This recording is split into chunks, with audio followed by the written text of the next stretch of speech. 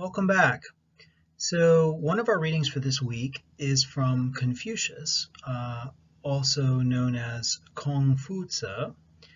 He was a political advisor in ancient China about a few hundred years before Aristotle. And that job of political advisor, he was a kind of political advisor, diplomat, officiant, kind of person with a position in the government, so to speak, but one that involved some advising or counseling role, someone who would be consulted, but also in a kind of subservient role to a ruler of one province or another. And this was a common profession for intellectuals at this time. Many of the thinkers from ancient China that we read now had positions like this, kinds of political advisors is just a good way to summarize it. And later in his life, he was deposed from his post for some complicated reasons, and he lived in exile from that time forward, looking for another position, essentially looking for another ruler of a province who would take on his ideas and try to order society in the way that he had come to believe was the best way.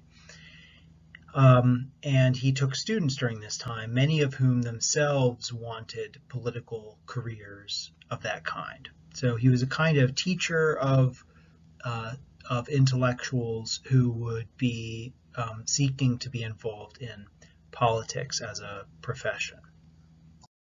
There are some accounts that say that he either wrote or edited a number of books that are, some of which are now known as the Chinese classics. So these include an ancient book of poetry, an ancient book of history called the Annals, and a book of divination called the I Ching. Some of you may have seen the I Ching before or even used the I Ching. It's kind of like tarot cards.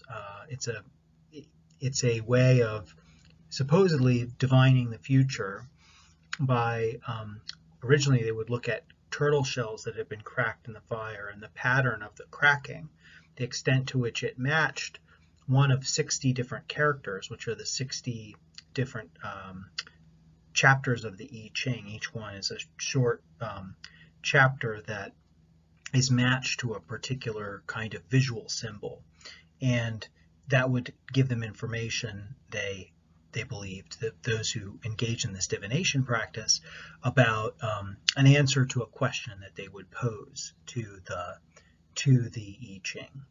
So you'd pose a question, leave the turtle shell in the fire, it would crack, look at how it had cracked. There's also bones of different kinds, they would look at how they cracked. So and there are other ways of doing the divination practice as well. We don't need to know that in great detail. I'm just mentioning that because it's interesting. But although some people have said that he wrote these, he probably didn't write everything that's been attributed to him. It's a common pattern that people will attribute lots of great works to a single individual. This happens again and again in the history of the world. It's even true of Aristotle. There are a number of works that have been attributed to Aristotle, but have subsequently been more or less demonstrated to not have been written by him, but to have been written by others. And the farther we get away from one of these authors in time, you can think about, for instance, Jesus, how much is known about Jesus and not known about Jesus, and the disciples of Jesus. And you may or may not know that the Gospels of the New Testament, the four Gospels, Matthew, Mark, Luke, and John, were all written 70 years or more after the death of the person that they're about, Jesus of Nazareth, named after his birthplace, Nazareth, in that description. And so there are some questions about to what extent the real Jesus, the real person that existed, actually was all of the things that he is described to be, including, for instance,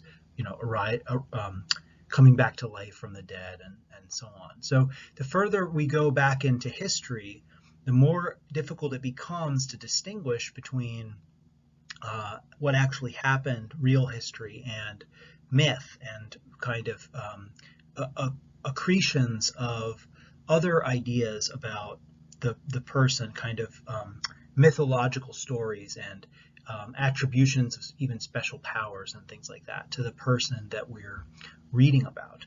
But anyway, that's a long way of saying that it's unclear to what extent Confucius wrote the many things that are attributed to him. It's quite possible that he edited a number of books. He was a scholar and a well-renowned scholar and intellectual, one of the most well-renowned in the entire subsequent history of China, maybe the most. So it would make sense also to think that he had done a lot of other things to earn that fame. The book we're reading from, the Analects, records his sayings as written down by his students, maybe 100 years after he was dead. It's unclear exactly when were written down. Maybe some were written down early and then passed on through generations, and then eventually they became the 20 books that make up the Analects. Now you'll notice when you read the Analects, we're reading just books 1 and 2 out of the 20 books, and books 1 and 2 are both short. They're kind of like, it's the same kind of phenomenon as with Aristotle's Nicomachean Ethics, that there are multiple books, but each of these books really is about as long as a chapter in kind of modern day terminology. But you'll notice that these books are composed of short numbered sayings, and so each of the sayings will be about a sentence to 3 sentences long, rarely longer than, say, 3 or 4 sentences. And then there will be another saying, and then there's another saying, and so they're not it's not like full paragraphs, one paragraph and then another and so on, like Aristotle was. Part of the reason for that is that the Analects were originally written on bamboo strips.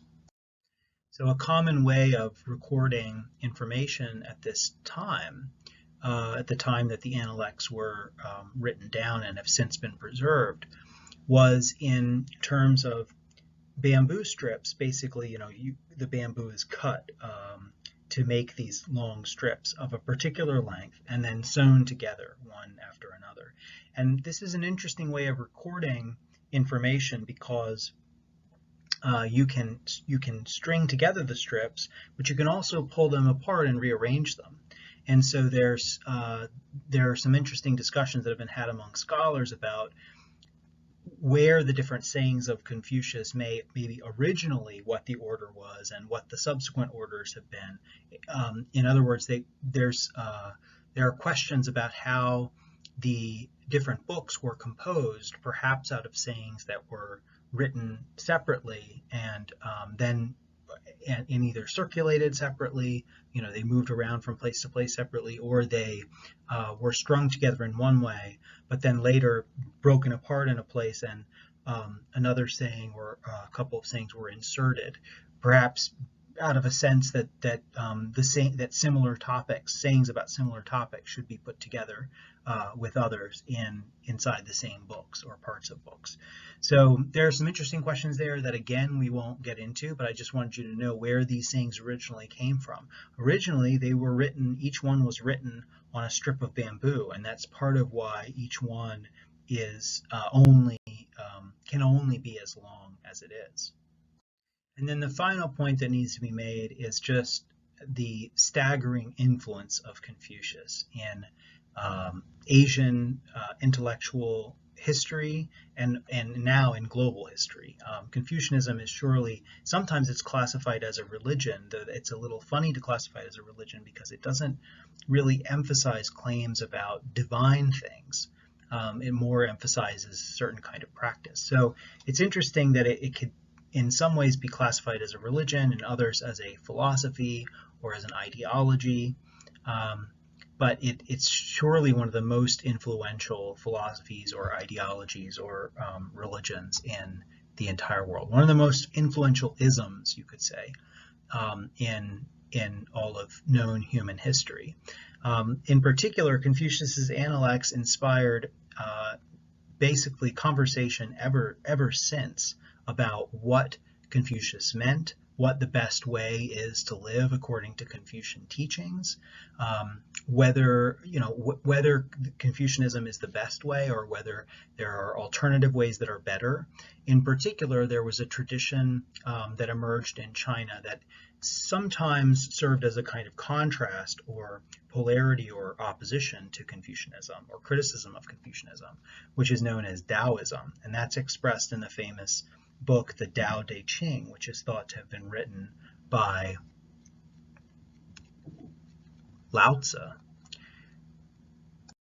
And Taoism serves as an interesting foil with Confucianism. If we have a chance at the end of my lectures about Confucianism itself, based on books 1 and 2 that we're reading from the Analects, then maybe I'll say a little bit about how the Taoists were different from the Confucians.